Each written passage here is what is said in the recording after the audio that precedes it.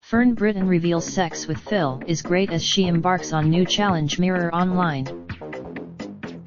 TV presenter Fern Britton, 61, talks about her latest book, Loving Life in Cornwall, and her latest adventure.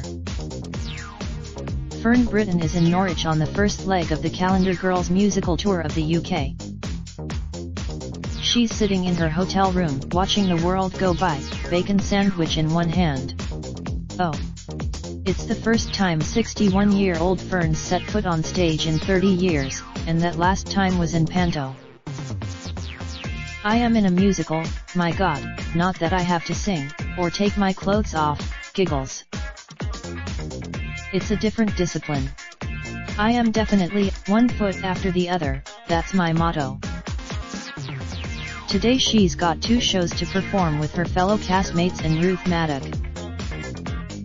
She's having fun, but it's jolly hard work.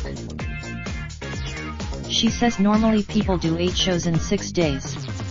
That's how theatre Fern may be worn out, but that grueling schedule is proof she's back in fine fettle after fighting for her life in 2016. After a routine hysterectomy, Fern developed pneumonia and her lung collapsed, which led to her contracting potentially deadly. She said at the time I thought, I am dying, I know I am dying. And this is a thing about sepsis everyone who gets that ill thinks they are going to die. I nearly died. Thankfully, she is back on track, and next year, she will celebrate 40 years of working in live television.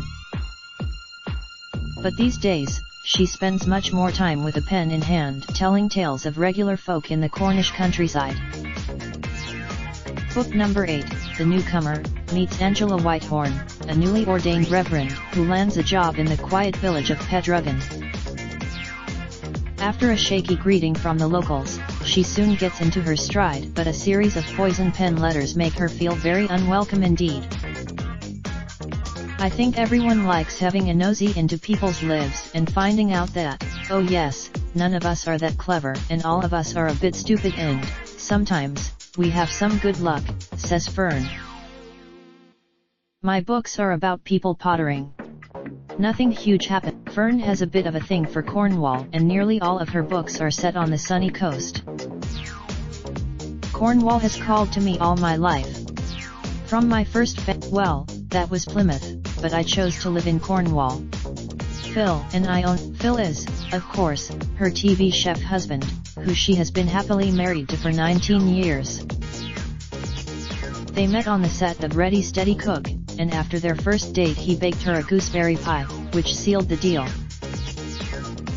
He is my life's great love, a really amazing husband, partner, friend. Yes, we have humdingers, but then we're normal, Fern has said. Anyway, that's good for the children to see. This is a real relationship. You hear people say, but, if it is true, how boring. The pair have a 17-year-old daughter Winnie. Fern also has twins Jack and Harry, 24, and daughter Grace, 21, from her previous marriage to TV exec Clive Jones, and she believes the key to their happiness is time apart. We have let each other have our freedom. He's a man who, Fern's got plenty to be getting on with herself. Her first foray into writing came when she retired from This Morning in 2009. Shed co-presented the show with John Leslie and Philip Schofield for 10 years, not to mention the other 2 decades presenting the news, current affairs, and entertainment shows like Ready Steady Cook. Her autobiography Fern My Story made her a best-selling author overnight. The book sold over 1 million copies and then, 2 years later, she released her first novel New Beginnings. I could write a 5-minute script for television, but it's different to sit down and write thousands of words, she explains.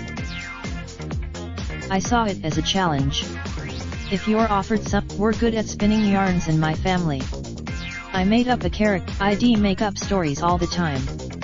Writing books has Fern admits to being quite a procrastinator though. I do everything other than write for a couple of hours, she reveals. I clean the kitchen and clear up the cat bowls, I make the bed and tweak a cushion and feed the birds. It's a process, it clears my mind of all the niggling worries like, I really should hoover the lounge. The routine clearly works a treat. She even found time to release her second novel Hidden Treasures while competing under the glitter ball in 2012's. She danced her socks off, staying the distance against presenter Johnny Ball, model Jerry Hall and EastEnders star Sid Owen. Fern keeps her toes in the telly waters and has recently hosted BBC shows The Big Allotment, Challenge, For What It's Worth and her Sunday morning show Fern Britton Meets, with high-profile guests like Desmond Tutu and Dolly Parton. She also presented the ITV panel show A Right Royal Quiz, pitting celebrity teams against each other to answer Queen-themed questions and win the grand prize, the crown of right royalness. Live television is in my blood. That's all I am not doing it every day. In fact, I am doing it rather patchily at the moment. Writing is still not quite a comfortable fit, the way TV is, yet I am beginning to like it more and more.